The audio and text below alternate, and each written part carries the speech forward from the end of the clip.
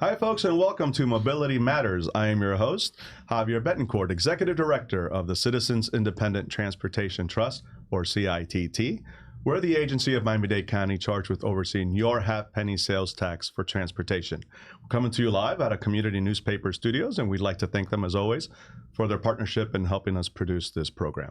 Today is a special program, and I have two amazing guests, one of whom you've seen before, but she's back for more fun, Aileen Bouclé, who is the Executive Director of the Transportation Planning Organization for Miami-Dade County, or TPO for short. Aileen, welcome to the program. Thank you. It's a pleasure to be here again. Thank you. Thank you. And we also have from Toronto, Canada, Gil Penalosa. So Gil wears many hats, but currently we have him here representing 880 cities. It's a great organization out of Toronto, but really kind of worldwide. And Gil, I believe you founded the organization and are its current chair, correct? Both. Yeah, I founded originally. I'm from Bogota, Colombia, right. But this May it's going to be 25 years in Toronto. And about 18 years ago, I created a nonprofit 880 cities. And you also are involved in a couple of other organizations that are kind of similarly focused. Who are yeah, those? Cities for Everyone, that is more an advocate. And I've been fortunate to have worked in over 350 cities around the world, small ones, big ones, many in the U.S., and I'm so happy that Aileen invited me to be part of the summit, the Safe Streets Summit that is tomorrow. Yeah, so we have this great summit coming up. I know we've been having these annually across the region for a few years now. So Aileen, tell us about the Safe Streets Summit. So thanks. Yeah, it's a great summit. We do it once a year for the entire region as a whole. So it's for the Southeast Florida region. That's Palm Beach, Miami-Dade, and Broward. And the 3 TPOs in the region rotate to host annually. And I stepped into the rotation and offered to host this year. So the 2024 Safe Street Summit tomorrow is here in downtown Miami. And we're very fortunate to have Gil as our featured speaker because we are focusing on bicycle and pedestrian safety and mobility, which is something very important and something that the TPO governing board has directed is a priority as part of building our first and last mile network here in Miami-Dade County as a result of our SMART plan moving forward. So we have a lot of work to do and we want to embrace bicycle and pedestrian infrastructure and safety, and Gil's really an international expert in this, and we're very excited to hear what he has to say tomorrow at the summit. And I know Gil isn't new to either one of us. We kind of share a similar story. So how did you meet Gil, and what is it that prompted you to invite him to be the featured speaker? So I met Gil early on when I first started in this role, when I got a phone call one day that I would be part of a delegation through the Knight Foundation that would be participating in Gil's 8 and 80s peer exchange for bicycle and pedestrian infrastructure in Copenhagen. I got that phone call, and I have to admit, Gil, I did not even own a bicycle at the time, and I found out that I would be 1 week on a bike, and I was excited to learn and participate in the peer exchange. I took it very seriously. As soon as I found out, I called my husband, told him to go buy 2 bicycles, and we practiced every Saturday and Sunday here in Miami-Dade, riding our bikes so that I could be ready. And I was fortunate that he joined as well. And we really it changed my whole perception on bicycle and pedestrian infrastructure. I came back as an advocate. I ride my bike to work. Depending on the time of year, I ride my bike to work even today as a direct result of my experience. So I appreciate Gil very much. I learned a lot, and I'm happy that he will be sharing in a larger audience tomorrow, what we can do to improve bicycle and pedestrian safety. Yeah, so my story is similar. I went on a separate trip to Copenhagen funded by the Knight Foundation, and I was actually there with Meg Daly, who of course has implemented, our this wonderful bike pedestrian trail here in Miami called the Underline. And so I think we've all been inspired by you and by that trip specifically. Sometimes we know academically as urban planners that bicycle pedestrian mobility is important, especially as first last mile connectivity to transit. But until you experience it and do it yourself, I certainly didn't think it was possible, frankly, to do it here in Miami. And that trip convinced me, not only that it's possible, but that we should do it. And I started doing it myself, much like Aileen. I started biking to work, and I did that for 3 years. And it was all as a result of your inspiring leadership. So let's talk a little bit about that.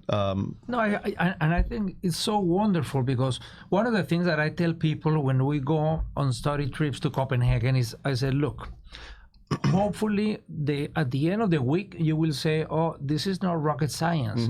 Exactly, because it's not. It's doable. It's doable anywhere. And it's because sometimes people say, oh, but we're not Copenhagen. I know Miami is not Copenhagen. Every city is different. It's not like on the computer that we can copy and paste. No, but we can adapt and improve. And that's the idea of going. And by the way, in Copenhagen, most of the people own cars, but they use them on the weekends. They use them at night. It's about having options. 60% of the trips are done on bicycle. 6 out of 10 trips. Wow. In the city, and metropolitan-wide is 41%. So it's huge. I mean, in Miami, it's maybe 1.5% or less. So there is a lot of room to improve. But one of the things that they try to do is to have options. You want to use your car, use your car. Why do they bike? Because it's convenient, because it's fast, because it's inexpensive, because it's safe. Safety is absolutely critical. And that's why they bike. It's, by the way, it's not even because they're very environmentally friendly. Every other year they do a survey. I remember like 4 years ago, they were hosting the United Nations Conference on Climate Change. And I thought, wow, everybody's gonna say on the survey, why do they bike? I said, everybody's gonna say environment, climate change. No, 1% said that. Instead, convenience, it was like 43%. Well, safety, it's obvious. But other than safety, it's because it was convenient, it was fast, it was inexpensive. It was not because they were tree huggers or because, no, it was. So when cities provide options, people behave differently. And when we say cities providing options, what we're really talking about in many ways, and there are many elements, but infrastructure, right? They built dedicated bike lanes throughout the city. It's comprehensive. It was done large, not at once, it's evolved over time. But they really made a commitment. We're going to do this, and we're going to get behind it. And it was a major push to build a comprehensive system of dedicated bike lanes, correct? Yeah, exactly. That's so important because it's not about doing bike lanes. It's about doing networks. If you don't have connectivity, it doesn't click. Because if someone is not biking in Miami-Dade because they are afraid, okay, and then you do a bike lane, and now 30% of the trip is safe, but the other 70% is not. No, you need to do 100% of the trip safe. So we need to have, that's why also it is difficult, because when you improve the walkability, you do a nice walkability in one block, okay, it's good. If you do it in 2, in 3, in 4, it's good. But on cycling, if you don't do a network, it's a little bit like driving a car. If you did not have connectivity, you would not be using the cars. So on bicycle, if the leadership decides to promote cycling, the commitment is to connect origins and destinations. So I think this is something that is very, very important. Aileen was telling me about some work that she's doing with schools. I think it would be critical. Okay, let's take a school and let's say, okay, everything within a mile around, let's make sure that every intersection, every sidewalk, the going into the school, everything is safe. So I do think that connectivity is really the magic word. And to really add to what Gil is saying, and one of the key outcomes that I had with my peer exchange with Gil early on is the way they treat bicycle and pedestrians in the infrastructure. The pedestrians and the bicyclists each have their own protected, dedicated infrastructure, as well as the vehicle. So everyone's protected according to their mode, whether they're pedestrian or bicyclist, and I feel like that's adding to the safety and dependability of the network and is maximizing options. Because every day at some point, or any day really, you're going to be a pedestrian at some point, or you want to be able to at least have the option to ride your bike in that first last mile. But if the infrastructure isn't there for you, then you don't have that option. Yeah, no, that's a great point, because you're trying to protect the cyclists from the cars, but you also need to protect the pedestrians from the cyclists. Exactly. Especially as you introduce e-bikes and they're going faster. I mean, it could be dangerous. Right. There is nothing as important as walking, because everybody walks. Every single trip begins and ends by walking. We walk to the car, we walk to public transit, we walk to the bike, we walk to places. everybody walks. I mean, that's how we were created as people. The birds fly, the fish swim, people, we walk. Yeah. So we need to make walking safe and enjoyable. And that is going to be good for everything. It's going to be good for physical health, but also for mental health, for economic development, for mobility. So the benefits of walking and cycling in the cities are endless. It's not just because we're going to be physically active. No, it's not just that, but it has all these other benefits, and also all ages and abilities. Right. We're living longer. It's incredible. If we had been born in Miami-Dade County 150 years ago, which is nothing, we've been around for hundreds of thousands of years. Now, 150 years ago, the life expectancy was 31 years. Now it's almost 80. This is something incredible that sometimes people are not aware that how much life has increased, and it's going to continue increasing. And we are having more and more older people. And people in the U.S., people want to age in place. They want to stay in their homes. And a big part of it is mobility. Right. So when we are talking about walking and riding bicycles and using public transit, many people after 70, they stop driving.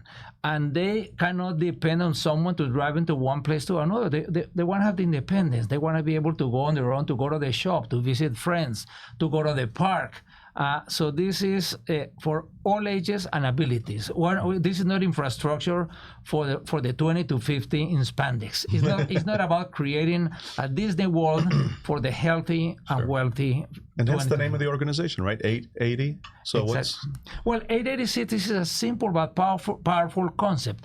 What if everything that we did in our city, the sidewalk, the crosswalk, the library, the studios, the restaurants, the building, everything had to be great for an 8 and an 80-year-old. Not 8 to 8 and 80 as an indicator. Yeah. Well, if it's good for them, it's going to be good for everybody, from 0 to 100.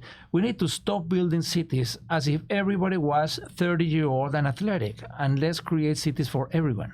So that is the concept of the 880. So like whenever you see a bike lane, you should think, would I send an 8-year-old, my son, my daughter, my grandchildren, my neighbors, someone around it that I love? Would I send someone around 80 that I love, my parents, my grandparents, my brothers, my sisters? If you would, it's because it's safe enough. If you would not, it's because it's not. And we need to do it better. And Gil, and for Javier and I, the way this translates in our space for transportation, we like to say car optional, right? Javier? That's how we like to translate a lot of what you're saying in the space of transportation. When you have infrastructure that's dedicated for bicyclists and then pedestrians, and then you have the roadway, of course, the infrastructure, all connected and working, as part of an overall network, then we have what's called a car optional, community, where you don't need to rely just exclusively on your car. If you want to, you can, but you have options. Right. Options. And also, a lot of people don't drive. Even in the wealthiest neighborhood in Southeast Florida, in the wealthiest, 30% of the people do not drive. I mean, everyone under 16, they don't drive. Right. Many people over 70 don't drive. So this is not just marginal. It's our children, our grandparents. So we need to create a city that is safe and enjoyable for them to have options. So sometimes it doesn't seem civilized that someone that is 10, 12, 14, that they need to depend on someone with a car to go out for an ice cream, or to go visit their friends, or to go to the school, or to go to the park. So it's about those options. But even some people do not have the option. So if you're under 16, you don't have the option. So it would be totally change if they had a soccer practice and they couldn't ride their bike to soccer practice. And Javier, if you allow me to step in and ask one of the questions, because I feel like I want Gil to share the story about the 90-year-old woman that you were just sharing with me on the way here, and how she responded to your question. I would love everybody to hear that story that you shared with me. Oh yeah, last week I was working in Chattanooga, Tennessee. Yeah. And we were having a meeting about how to live older, healthier, and happier. And then one woman was going to ask a question, and they said, "Oh, well, sorry, Gil, we got to congratulate her. Last week was her birthday." I said, "Oh, great." And they said, "Oh, she turned 90. I said, "Wow." And then I said, "Oh, if you were mayor of Chattanooga, what would be the first thing that you would do?" and she said protected bike lanes. Good for her. Because painted lines are not safe enough. This is true. And it's amazing. A 90-year-old, the number one priority was to have protected bike lanes, because she said she wanted to have safe cycling for herself and for her grandchildren. And that is one of the things. Parents and grandparents are terrified. There is something that we should eliminate from our minds, and it's the threat of being killed. Yeah. It's really not civilized that in 2024, the biggest threat of our children is to be killed by a driver. Look, I'm one of them. I'm sure Aileen too. We have children. Yeah, I would never let them bike, to school. Exactly. It's totally unthinkable that is the biggest threat of our children. They should be worried about so many things, but not about being killed. And there are cities where no one is being killed. And sometimes you say, oh, Oslo. And they say, oh, but we are not Oslo. Well, cities like Hoboken in New Jersey, right across the river from Manhattan, for the last 4 years, they have 0 people dying on the streets, not only walking or cycling, but also in public transit and in cars. We don't want anybody in cars being killed. We don't want anybody. And what they have done, any city in Miami-Dade County could do it. They basically lower the speeds, they modify the corners, they did road diets. Now people walk and bike in Hoboken, New Jersey. Yeah. So how is it that they could do it? So everything that we are talking about is doable. Right. So we need to eliminate that fear of going to the streets. By the way, why are the streets so important? Because when we look at any city from the air, between approximately 25% to 30% of the area are streets. Yep. It's the biggest public space, and they belong to everyone. So we need to make it safe. Complete streets. I love it. And what I love about what Gil just said is that it doesn't have to be that way. It doesn't have to be an infrastructure or network where we're scared to be on our bikes, or we're scared for our children or for others in our community to be out there biking. It should be that there's infrastructure available that would facilitate that type of mobility. And that's really one of the core mission statements of the Miami-Dade Transportation Planning Organization. My board has directed that we will embark in expanding mobility options across the board in every way possible, whether it's for bicycle, pedestrian, even roadway, highway, but also technology. Whatever expands options really enriches the community. And it all starts with that point where you're a pedestrian, because we all start and end in the last mile, right, as a pedestrian in some way, shape, or form. And this is part of the well-being also. We need to live better. I mean, what is well-being? Well, it's being well. And part of it is that we need to be physically active, and we need to be in contact with nature, and we need to socialize. And a lot of this is about that. When we walk, when we bike, we do all of those. And then COVID was horrible. But one good thing that came out is that mental health came out of the closet. People were so afraid of saying, sometimes I'm depressed or I have anxiety. No, now people came out. But also it came out that if people are in nature, if people are physically active, it helps if they have a mild case of depression or anxiety. So then we realize that also going to the park and being physically active is not only good for physical activity, but it's also good for mental activity. And something that also is very, very important is for economic development. Absolutely. I think that in the future, especially people used to live in cities mostly because of work. Now people are going to more and more live in cities is because not only work, because they live and play. We need playful cities.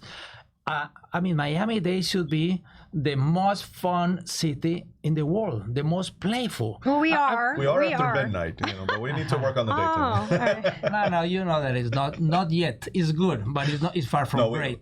We have a lot of opportunity. Absolutely. Lots and lots of opportunities. Well, we have the beach and we have the sun, so we're always going to be that location. Look behind us. Look at this beautiful water. Yes. Exactly. That's a really good one. God was very generous with Miami-Dade. I mean, you have the beach and you have the sun. Right. So God did 80% of the work. Now you got to do the other 20%. Yes. And part of that is being playful. Part of that is having playful even sidewalks and parks and streets. Everybody in Miami-Dade should have a park within walking distance. Right. Everybody. Well, this is completely doable, and not everybody does. Okay, so we should say, by 2030, everyone is going to have a park. But of course, you don't go in a helicopter to the park. So everybody should be able to safely walk or bike to that park. So I want to add on to Gil, because I want everyone to know that we do have Safe Routes to Parks program where Miami-Dade TPO is working with the county very closely. And in fact, in last year's Safe Street Summit, one of the Safe Routes to Parks projects were recognized and received an award where we were able to put high emphasis pedestrian crossing as well as bicycle cross to connect kids to two different parks that were cross diagonally on an intersection but had no way to connect. So we're working on it because of what Gil said. It's so important to be able to allow people the opportunity to get out and be a pedestrian if that is their option, if that is what they want to do or ride, and get to a park safely and back home without necessarily having to rely on a car. But if you want to drive, that's your choice as well. There's plenty of roadway network out there, but we do want to focus on that as well. It's about options, and I know that the TPO. I mean, we have the Safe Streets Summit, which happens once a year, and that's great. It's a great catalytic event and great for promoting bicycle pedestrian. But that's not the only thing you do. I mean, obviously you have a bike ped master plan, you have a bicycle pedestrian advisory committee that meets regularly that I used to sit on.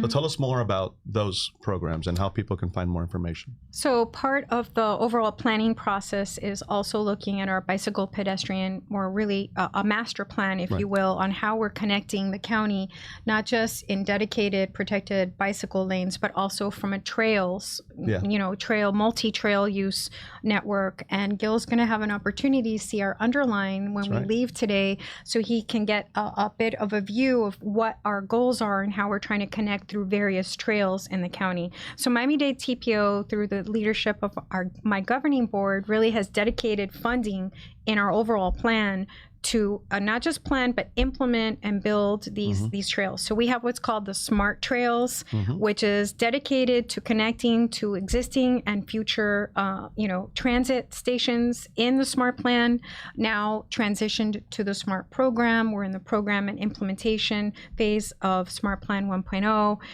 TPO is also developing Smart Plan 2.0, which is the next wave of our multimodal network.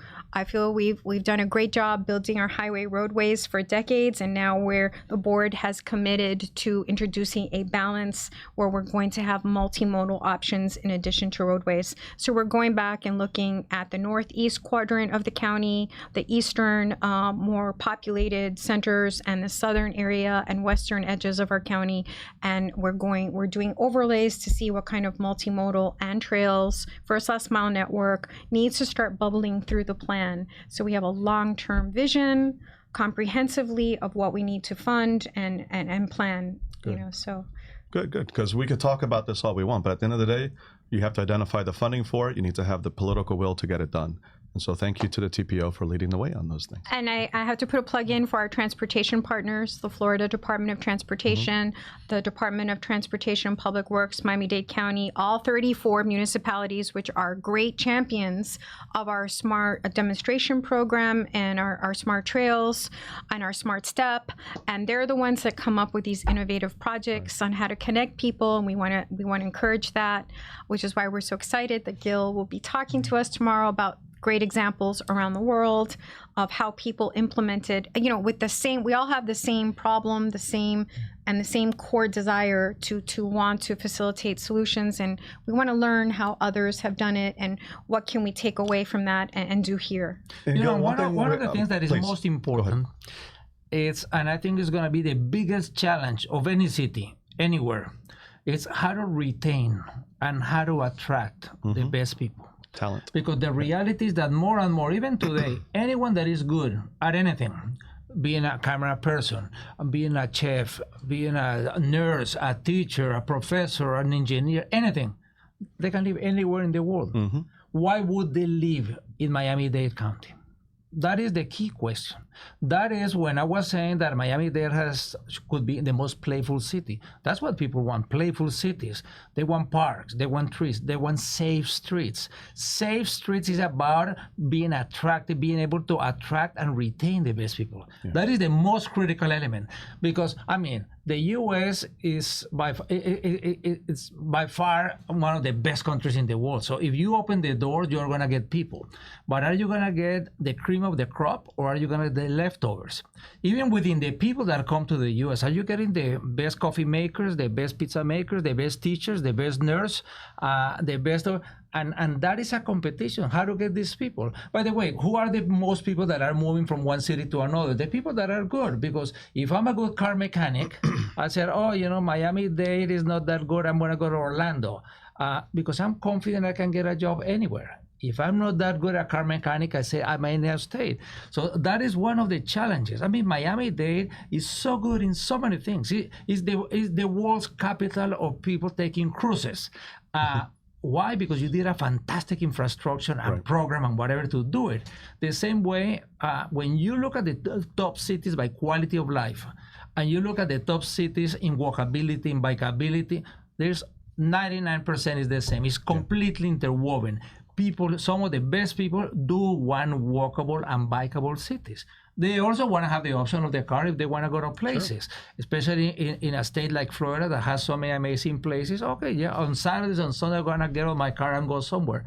People want options, but there are very few cities in the world that are really a magnet, that are attracted and retaining the best of the best, that are not walkable and bikeable. Yeah, it reminds me of when Amazon, put out a competition to see where they might have another corporate headquarters. And many cities competed, Miami-Dade County competed, and we did pretty well. And I think that surprised a lot of people. But the one area that I think we lost points on was multimodal transportation. Amazon, coming from the West Coast, wanted a place where people could use transit or bike or walk to work.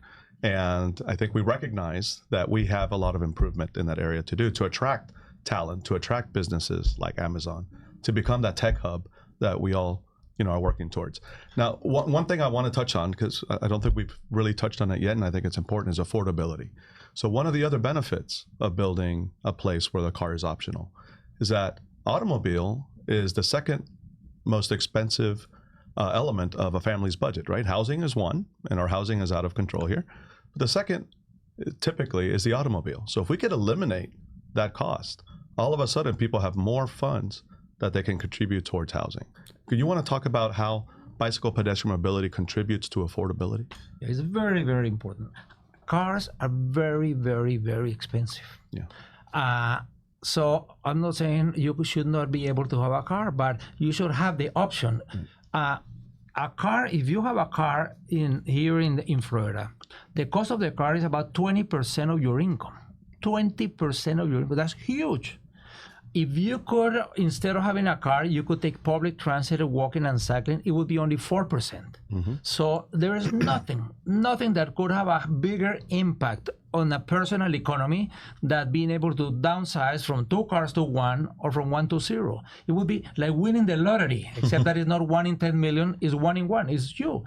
And also it's fantastic for the local economy, because if now you have 16% more income, what are you going to do? You're going to go to the local restaurants, you're going to fix your house, you're going to do gardening. So it's a win-win. It's not money that is going to go somewhere else. It's going to be money that is going to be in Miami-Dade County that is going to stay. So it also has a huge impact.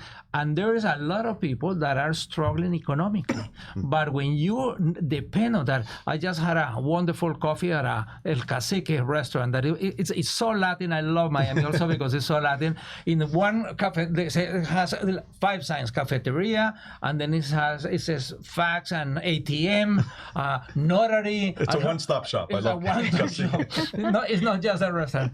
But the people working there, they gotta have a car to go there. Right. If they could walk or bike or take public transit, if they could downsize in their household from 2 to 1, all of a sudden, those people don't have money to go on a vacation. They don't have money even to go to a restaurant with their family. All of a sudden they would have. Mm-hmm. So that is the affordability that you're asking about is critical, is most important. Also, even many of our houses, you also said about the housing crisis. Many of the houses, 20-30% of the houses for the car. Right. For the car. And at the same time, we have we don't have enough houses. We don't have enough supply. And also, we are talking about the aging. There's many people that are becoming empty nesters. And if they could subdivide their houses, then we could have more houses. At the end of the day, all of this is a little bit linked. Sure. For example, the arterials. As we go into the suburbs, we should be able to densify the arterials, not the houses. In between the big roads, we could have all of the houses. But on the big roads, what if we allow 5 or 6 stories? Why is it important to have some density? Because then we could have better public transit. We need a minimum density to have public transit working. Also, many people in the suburbs don't walk because there's nothing to walk to. Because if you're not going to open an ice cream place or a coffee or a place to do Tai Chi or yoga or whatever, because there is not enough density. Yeah. But if in those corridors we have 4 or 5 stories, all of a sudden we would have the density to have the pottery place and the restaurant and the Tai Chi and the whatever. So it would be a win-win. Yeah. So I think that is part of solving the housing crisis. In the neighborhoods, people don't want to have 50-story buildings. People hate the 50. But we need to keep in mind, you have as much density with 5-story buildings next to each other. Doesn't have to be extreme. Than with 50 every other block. Doesn't have to be this behind us, right? Exactly. We don't need these downtown buildings in the middle of the neighborhood. Look at the Northeast. We have DC, we have Boston, we have Philly, these older places with great density and great transit. And the buildings are not that tall. Like you said, they're built to 4 or 5.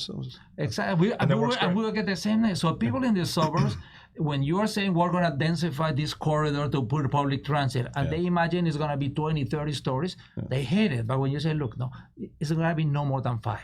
You know, then they accept. And once you have, and again, it's options. Those 30% of the people that live there that do not drive, now they're going to have that option. But they don't have option if public transit is once every hour. But we cannot put it once every 10 minutes or one every 5 if you don't have the minimum density. So land use and mobility are 2 sides of the same coin. Absolutely. And we get that as urban planners. So I just wanted to add to one comment, because I everything that we all agree with what we're on this topic, what was just said, but on the issue of affordability and households that maybe can't afford the automobile or that are struggling, it's not an either or. This is not a situation where either if you can eliminate the car entirely, you're adding more income to your household, but there's a benefit to just reducing your reliance on the automobile. There's a huge savings if your car gets to sit there and you don't use it 3 or 4 times a week because you have the option to use transit. Just so it's not fuel costs, maintenance, everything. Right. Yeah. So it's not always an either or scenario. I just want to be clear. Cost savings across the board, just reduction in your reliance. But you can only do that if you have a car optional infrastructure, which is what we want to try to work towards. Agreed. And I'm a great example of that. So when I started biking to work, I got rid of my car. Yeah. Then we were a 1-car family. And I saved thousands of dollars over the 5 years that I did that. And by the way, I lost 30 pounds, which I've gained back since I stopped biking. So, and that's going to have a cost on my healthcare in the future, right? So it's all interrelated. But at the end of the day, it's all positive. Investments in walkability, in transit, and alternative modes of transportation ultimately is a net positive and with an enormous return on investment, right? I can't even think of a potential negative. Exactly. The cars are not used more than 3% of the time. 97% of the time they are parked. Yeah. So you don't really even need to have your own car. I haven't had a car for like 13 or 14 years. Right. But when I need one, I get one for 2 hours, for 3 hours, for a day, for the weekend, whatever. So that is going to have to be more and more common. I think that a lot of the younger generations, they don't want to own things. They want to have access to things. So if they are going to go skiing, okay, they rent skis to go skiing, but they don't need to have their own skis. They don't need to have their own car. So that is something that is critical. But also the benefits of walking and cycling are amazing. We need to be healthier. And the reality, people are concerned about healthcare and about also the baby boomers and the cost on healthcare. More than anything, we need to be healthier. And the only way, people are looking for the magic pill. There is no magic pill. The magic pill is called physical activity. Right. physical active. And the only way that we can be physically active is if we walk or bike as a normal part of everyday life. That's it. There is no other way. You might play baseball once or twice a week. You might play tennis once or twice a week, but this has to be 5 or more days a week. And it's only 30 minutes. Yeah. We're not talking about doing marathons. I mean, I love the marathons and half marathons and whatever, but this is only about 30 minutes a day for adults and 60 minutes a day for children. But the key element is 5 or more days a week. And the only way, there is no city in the world where most of the people are physically active other than those where people walk or bike as a normal part of everyday life. Yep. And by the way, just to your earlier point, when I was biking to work, not only was I more physically active and slimmer, but I felt happier, to your point, right? It really does have an effect on your mental health. Just having that time alone, away from distractions, out in the air, I think is wonderful. And time alone is good. Yes. However, you can also connect with people on transit in ways that you can't do when you're a single occupant vehicle sitting in a car, stuck in traffic. And I've had some of the most amazing conversations and have been able to meet very, just very interesting people just by transit every day, kind of bumping into them, listening to their story. So I bump into people at work on the Metro Rail, and we have conversations that we wouldn't have had otherwise, right? Right. And we never quite bumped into each other riding our bikes to work, but we always tried to synchronize, right? You never know who you bump into while you're riding your bike. I got to get back on it. No, but I feel like that's part of society, the interactions that you have casually through transit, through in the public realm, when you're interacting with people that may or may not be in your industry, but, have, something that, you can learn and exchange. So I feel like there was a great book, I think, called Bowling Alone, right? And I'm sure you've read it, Gil.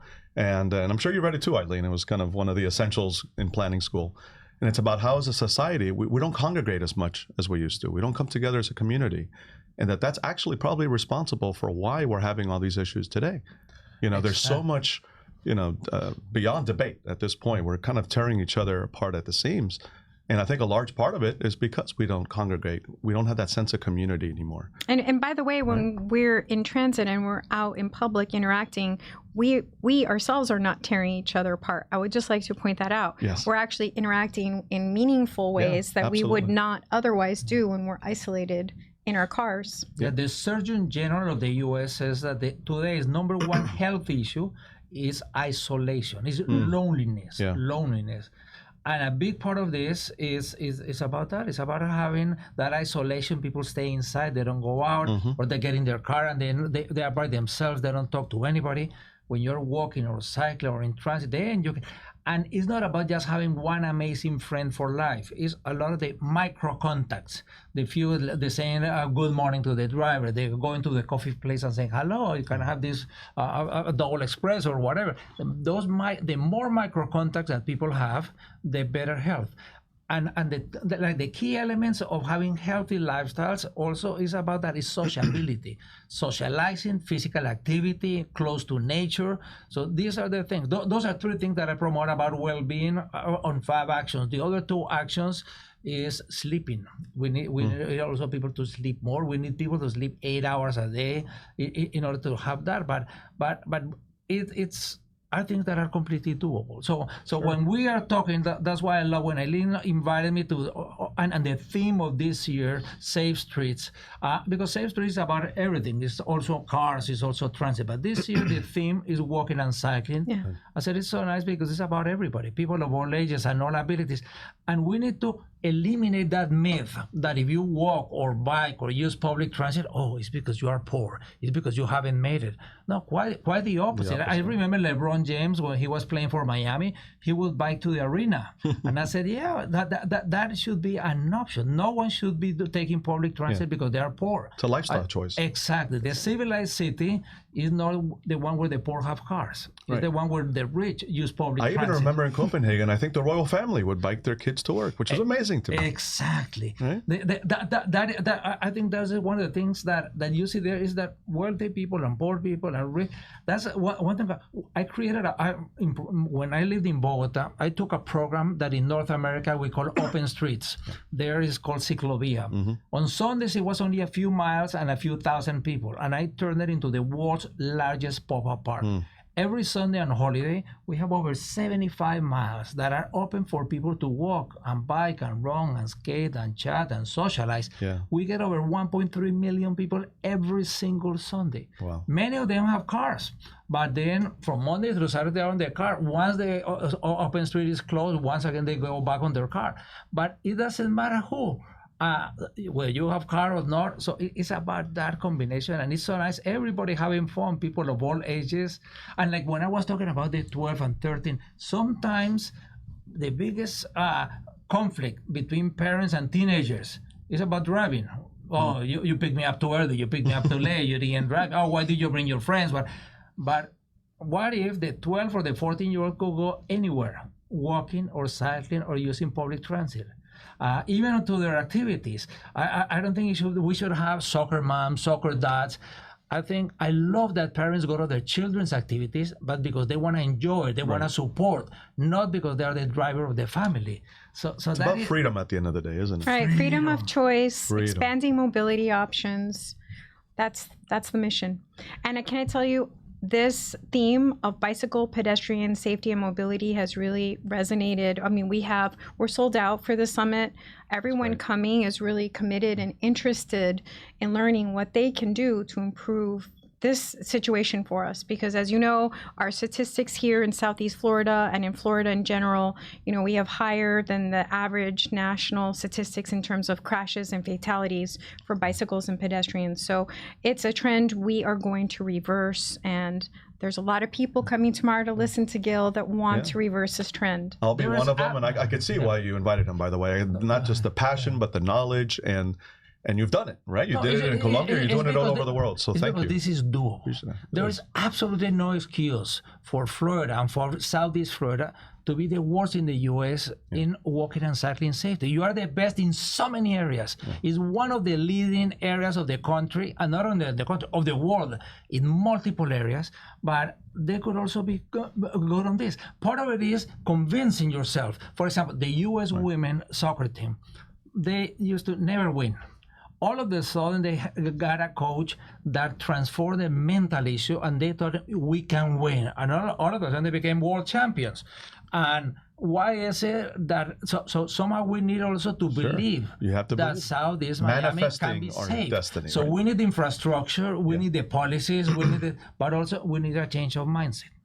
Well, listen, we're out of time because I know we could speak on this for another 3 hours. Yes. I'm really looking forward to hearing you tomorrow. And there's a great program, right, in addition to Gil over 2 days. So I'm looking forward to all of it. We have lots of speakers, people coming from all over to share their examples, best practices, lesson learned. So I'm also excited and looking forward to hearing everybody tomorrow. Well, listen, thank you for inviting me of today. Course. Because this is about mobility, but it's also much more. This is about public health. It's about the environment. It's about being economically competitive. It's about living healthier and happier. So it's really fun. And thank you for all you're doing, because part of what you're doing is through this microphone, sharing all of these ideas with people and getting people excited, getting people inspired, getting people saying, yeah, we can do it. We've done a lot of things in so many areas. We can also be the best in walking and cycling. I love it. This is like a Ted Lasso episode, right? Believe. It all starts with believing and then doing. And so I want to thank you for believing and now doing, both with the summit and everything you do at the TPO. Thank you, And Javier. Gil, thank you for everything you do across the globe. But thank you for being here to share that message and that story with Miami and get us inspired to get these things done. Really appreciate it. Thank you. Thank you, Javier. And of course, we'll have to have you both back on one day. I know you probably pop through Miami a lot, so next time you're in town, look us up, and we'll be happy to have you on again, sir. Thank you. Thank you. Folks, that's all the time we have here on Mobility Matters. You can catch us here every other Thursday from 9 to 10 a.m. to talk not just about mobility, but as was mentioned earlier, all the issues that intersect with mobility and transportation, land use, economic development, climate change, you name it. We'll talk about it here. We'd again like to thank community newspapers for helping us to produce and distribute this program. And if you're interested in learning more about the CITT or becoming a member, we have several vacancies.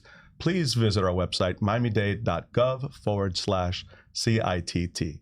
Thank you. See you next time.